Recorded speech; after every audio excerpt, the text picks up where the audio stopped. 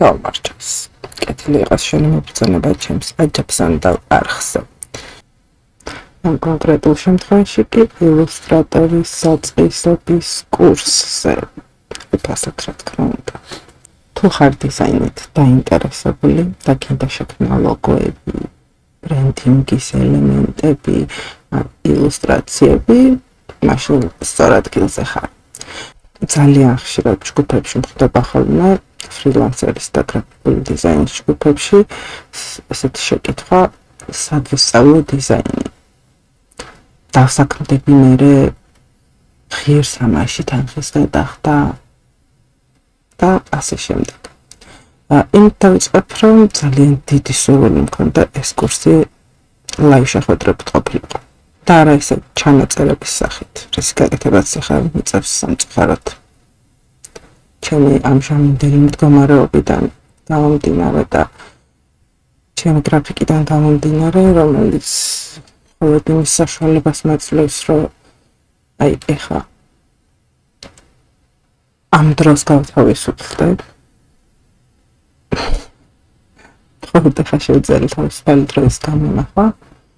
შესაბამისად იქნება ჩანაწერების სახით, თუმცა მაქსიმალურად შევეცდები, რომ საბოლოო ჯამში ამ ყველაფერს მივცემ face to face სახე. თუ რა თქმა უნდა მოგეწონებათ ჩემი ვიდეოებიო. პირველ რიგში რაც მინდა ვთქვა ის არის, რომ თუ საკმარისად კარგი ნერვები არ გაქვთ, 7 გაწონასწორებული, არ ხართ მონდომებული, თავისუფალთან ცოტა მიახლოებული დრო მაინც არ გაქვთ, ეს ვიდეო გათიშეთ. ახლა თვის ვისაც საკმარისი დრო და ნერვები აქვს. გეტყვით, რომ ეს ყველაფერი ღირს ენერგიის ჩადებად, მithrodes, როცა რაღაც გაინტერესებს და გსურს, ყველაფერი ღირს ენერგიის და ნერვების ჩადებად. დანარჩენი უკვე თქვენზეა დამოკიდებული, მეც და ნებისმიერი სხვა ლექტორიც, ვინც არ უნდა შეგერჩიათ, ცოტა მეძინება. ვერ გასწავლით დიზაინერობას, ჩვენ შეგვიძლია გასწავლოთ საწყისები და თუ თქვენ ეს ნიჭი გაგაჩნიათ, ამ ყველაფერს თქვენ თვითონ დახვეწავთ, ხედვა გაგიუმჯობესდებათ და შეძლებთ იმის შექმნას, რაც თავშია. ხო გიფიქრიოთ, ვინც ხატვა არ იცით, მაგისტრო შეგაშინდებათ, იმიტომ რომ არ არის აუცილებელი ხატვის ცოდნა დიზაინის შექმნისთვის. მე მაგალითად ამ ბევრჯერ მქონია ბავშვობაში ფიქრი, რომ აი ხა ამის ნახატვა რა შემიძლებოდეს, რა მაგარი იქნებოდა. და ზუსტად ამის სწავლებას ვაპირებ, რომ ეს რა მაგარი იქნებოდა, თავიდან გადმოიტანოთ ციფრულ დამადგარებში, იქნება ეს პლანშეტი, თუ ლეპტოპი, თუ პერსონალური კომპიუტერი. იმისთვის ცალკე ვიდეოს ჩაგიწერთ დაახლოებით, აი მინიმალისტურად, ბიუჯეტურად როგორი სახეობის და როგორი მონაცემების პლანშეტი ლეპტოპი დაგჭირდებათ. ხო, კიდევ ერთი მნიშვნელოვანი რამ არსებობს დიზაინერისთვის, რაც ჩემთვის ყველაზე რთული პროცედურა იყო უგემოვნო დამკვეთი. ამ უგემოვნო დამკვეთის მიღება უნდა შეძლოთ. არ ხდება ხოლმე ეგეთ შემთხვევები, რომ რაღაცას დაგიკვეთა, რომ შენ ძალიან დიდ შრომას ჩადებ, აღბრთოვანებული ხარ შენი ნაშრომით და აღმოჩნდება, რომ ნაჩხატი უნდა ერთი ხელის მოსმა უცებ დამკვეთს.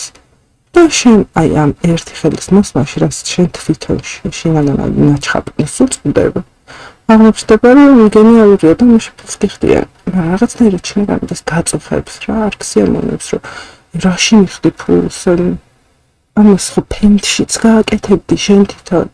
მაგრამ ასეც ხდება ხოლმე რა. ეს უნდა ისწავლოთ. ხო, ახლა სანამ უშუალოდ ილუსტრატორის სახსნას დავიწყებ, არხი გამოიწერეთ და ეგეთები. რატო აკეთებ ფასად? რავი, ესე კეთილი ვარ. თუ სინთეზი შეგაწუხებთ თვითონს, რავი, დონაციის ლინკებიც არის ნამდვილად. რამე. ფასეთი იმიტომ აკეთებ, რომ მეყვარს ეს საქმე, ყოველთვის მიყვარდა ხელოვნება და არასდროს არ ქონდა დაფასება. პროფესიით ხელოვნებად მცოდნეა და მწერალი და არც ერთს არ აქვს დაფასება. და რასაც დაფასება აქვს, ეგ მინდა უფასოდ გავცე. მოდი დავიწყოთ. ასე გამოიყურება აიკონი ილუსტრატორის დავწყოთ გავხსნათ. აქ მიჩვენებს ახლა ძველ შეკვეთებს, რადგან მომშავია ბოლო დროს ესენი ცოტა საიდუმლო შეკვეთებია, მაგრამ არა უშავს. მოკლედ რა გავიღოთ ფურცელი. იმისთვის რომ დავიწყოთ მუშაობა ილუსტრატორში, პირველ რიგში გვჭირდება ფურცელი. ასე ნამდვილად მე ფაილს დავაჭერთ. და აქ შეგვიძლია პირდაპირ დავარქვათ სახელი თვითონ, დავთოთ ანაჩკა. ვერქვას ამ ფაილს. როდესაც დავასრულებ, პირდაპირ ამ სახელით თავის მეც შეგვეკითხება, მაგრამ თავის ერქვას უკვე სახელი. რა შკალას გამოვიყენებთ, ჩვენზეა სრულიად დამოკიდებული. მე სიმართლე რომ გითხრათ, თითქმის არასდროს ვიყენებ პიქსელებს, იმიტომ რომ დიდად არ ვარ მოყვარული დიჯიტალ ნამუშევრების. ეს უფრო ციფრულად რაც გამოიყენება, Facebook-ის პოსტერები და ასე შემდეგ, მაგით უფრო იზომება პოინტებში და პიქსელებში ბანერები Facebook-ზე, Behance-ზე და ნებისმიერ საიტზე. ისე ძირითადად ვიყენებ ხოლმე 100 სანტიმეტრს, ან მილიმეტრს. ინჩებს რა თქმა უნდა არასდროს ვიყენებ, ვერ ვიტანამორიგელებს ინჩების და ოზების გამოგონებას. ფარენგეიტის კიდე. ძირითადად ვიყენებ სანტიმეტრს, მილიმეტრს და მეტრს ილუსტრატორში არ ვიყენებ, ქორელში ვიყენებ ხოლმე. იმიტომ რომ ილუსტრატორის დაფა პატარაა მაგისთვის. მოდი ავიღოთ სანტიმეტრი. აქ თვითონ უკვე გვაჩვენებს კიდევაც თავისი შემოთავაზებული ვარიანტები აქვს, რა ზომებში გვინდა. მაგალითად, პრინტერში რომ გადავიდეთ, A4 ვავიღოთ, უკვე გვჩვენებს აი ამდენ პოინტზე.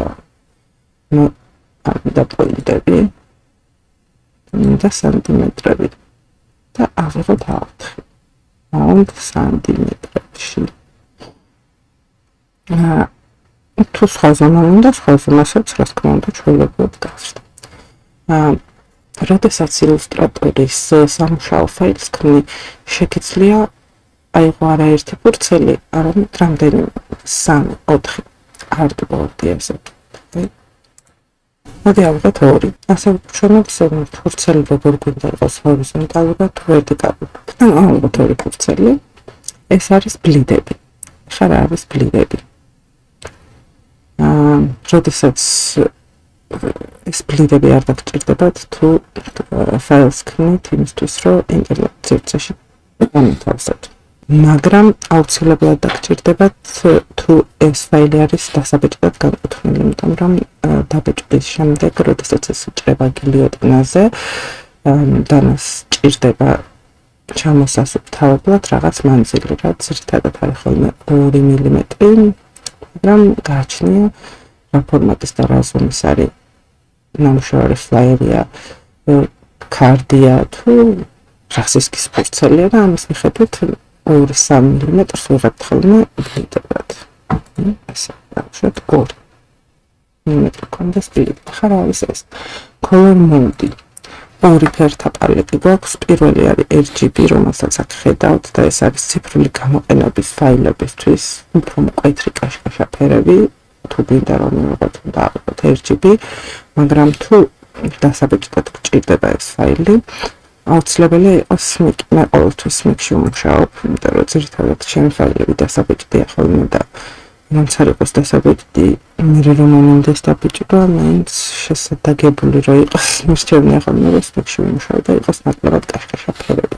ძალიან ხშირად ხდება ესეთი რაღაცა, რომ RGB-ში შექმნილ ფერებს ავტომატურად აგენერირებს დანადგარი და ვიღებთ საერთოდ სხვა ფერს. გვინდათ და წითელი შეიძლება მივიღოთ რაღაც მუქი ვარდისფერი, ღია ვარდისფერი, რაღაც საშინელი ფერი. თუ რომელიღაცა ფერისთვის გვაქვს მიცემული გამჭვირვალობა, ეს გამჭვირვალობა შეიძლება დანადგარმა დაკარგოს ბეჭდვის პროცესში, როცა RGB-დან SMIC-ში გადაყავს და მოკლედ პრობლემას გვექნას. იყოს მოდი საუკეთესო შემთხვევაში და შევქმნით 2 ცალი არტბორდი. მოდი ახლა დავიწყოთ ილუსტრატორის ზოგადი განმარტებით. რა არის ეს ილუსტრატორი, საიდან მოვიდა და რისთვის გამოიყენება პროგრამა საერთოდ. აი ეს იყო ბლიდები, ხედავთ?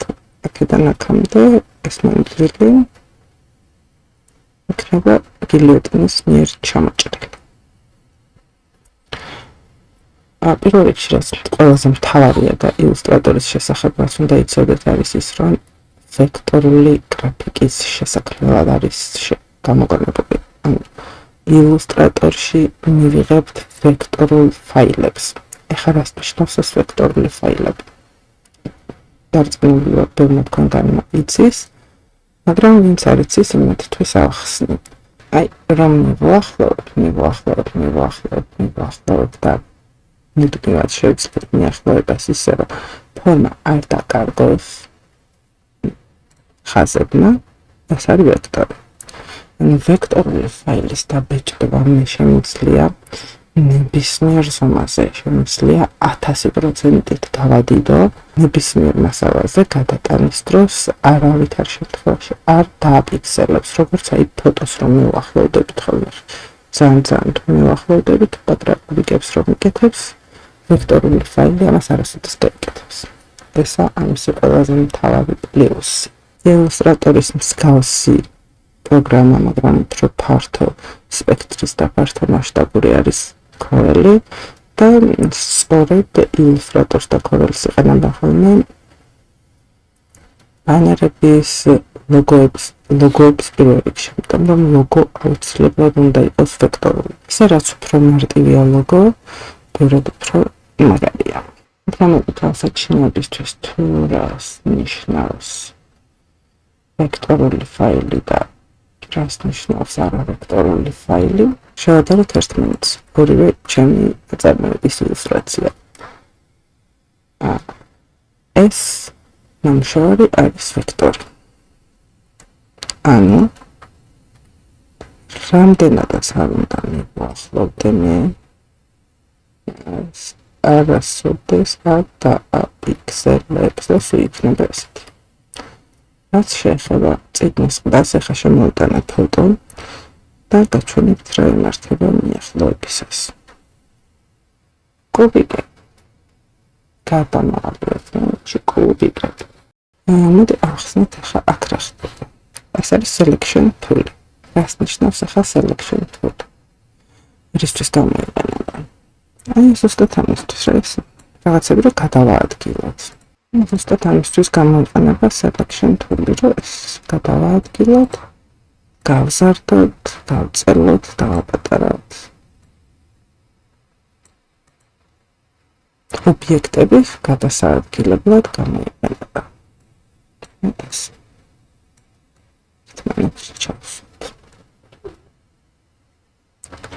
ახლა რაში გამოიყენება direction selection tool? ეს გამოიყენება უფრო ვიწრო სპექტრს. ამისთვის შემიძლია ეს წერტილები ყველა ნებისმიერი წერტილი სათითაოდ გადავაადგილო. როგორც მინდა ისე ამოძრავო. ეხლა ჩვეულებრივ selection tool-ით ამას ვერ გავაკეთებთ. შემიძლია მთლიანი ფიგურა ვამოძრავო, მაგრამ ფიგურის ცალკეული ნაწილების გადასაადგილებლად, აი ასე ჭირდება direction selection tool-ი. pen tool-ი გამოიყენება იმისთვის, რომ შევქმნო ფორმები. მაგალითად, როგორი ფორმას მინდა. თუ არ მინდა წრე და კვადრატი და სამკუთხედი, თან მინდა რაღაცა ესეთ რომ შევქმნო, ამისთვის გამოიყენება pen tool-ი. რაღაცა უცნაური ფორმა ნებისმიერი ფორმის შექმნა შეგვიძლია, როგორც გაგიხარდება სულო და გულო. ეს არის უკვე წრე shape-ები, shape tools-ი. თუ არაფერს არ დავაჭერთ და უბრალოდ მომეცრავებთ მაუსით, მივიღებთ ელიფსს კი არა და ოვალს.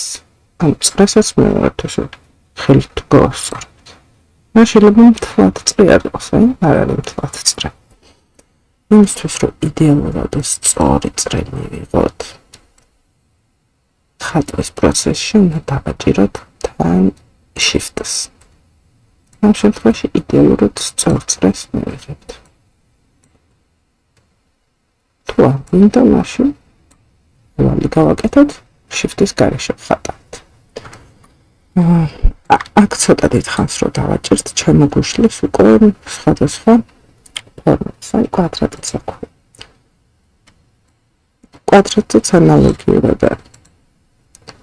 თუ გვინდა რომ მართკუთხედი მივიღოთ, ვრცელი, მაღალი თუ ასე შემდეგ, თუ გვინდა სუფთა კვადრატი რომ მივიღოთ, ასევე Shift-ს ვაჭერთ და ვშლით. იდეალურ კვადრატს ვიღებთ. შემდეგი არის ფუნჩი, ბრაში. ფუნჩის გამოყენებას რა ბევრი ახსნა არ ჭირს. როგორია და რისთვის გამოიყენა და რისთვის კიდე თამაშთვის გამოიყენა. აქ როგორც გითხარით, დიდხანს რომ დააჭერთ შემოგიშლით ვარიანტებს, როგორი ვარიანტები გინდათ წერის, მაგალითად ეს არის ვერტიკალური, მინდა ვერტიკალურად დაიწეროს. თეთრზე რო გადავაყენე ჯობია. თუნდაც.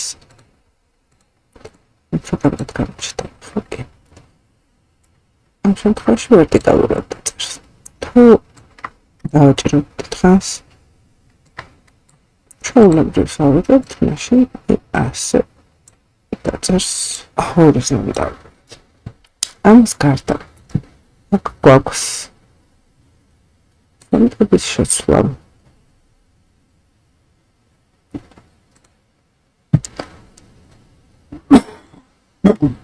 ფონტის გარდა გვაქვს ზომის შეცვლა ასოებზე.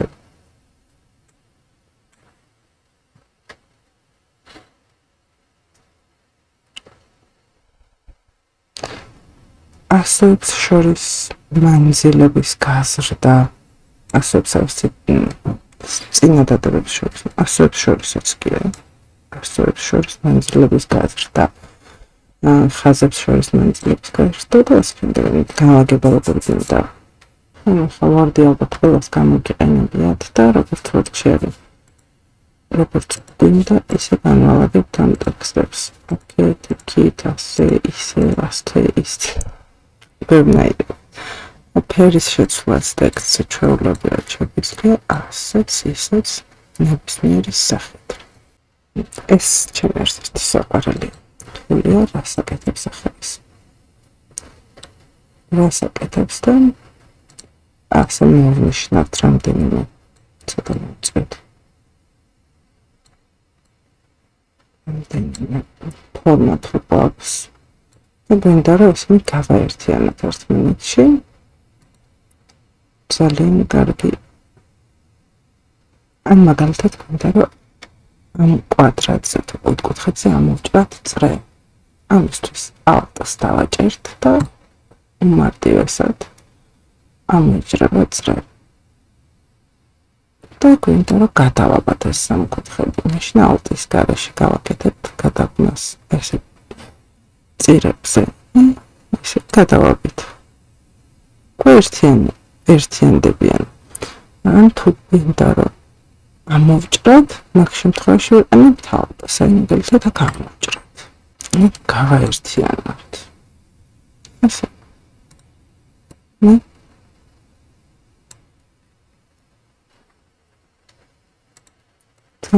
მარტივი და კარგი თვლია.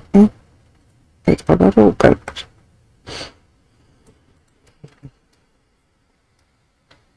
ეს არის არტბორდის მომწრავებელი. ამით შეგვიძლია ვუწევთ ფორმა, თუ გადავიფიქრეთ, აღარ გვინდა A4 ხო? დავაწყობთ რომ გავზარდოთ სამაში. დავაპატარავთ, დავიწროვეთ. ამით არტბორდებს ქნი და ამოწრავებთ. ახალი მინდა შექმნა, კიდე მინდა დავამატო არ მეყვა. აუცილებლად მეყენება ეს თვლა. ზუმი ხა ისედაც ყველა მიცით რაც არის, თუმცა ამ ცულს საერთოდ არ ვიყენებ. მაუსის გორგალს ძალიან კარგად ვიყენებ ზუმისთვის. ეს არ მჭირდება. აქ ძალიან ბევრი უამრავი თულია. ეს იყო ძირითადად. ამის მარცხვა არ შეგეშინდეთ რა. 80% აქედან ალბათ არც გამოიყენებთ. არ გჭირდებათ ბევრი ისეთი თულია, რაც კარგია, მაგრამ არ გჭირდება. ძირითადებს ამ კურსში აუცილებლად გავხსნი.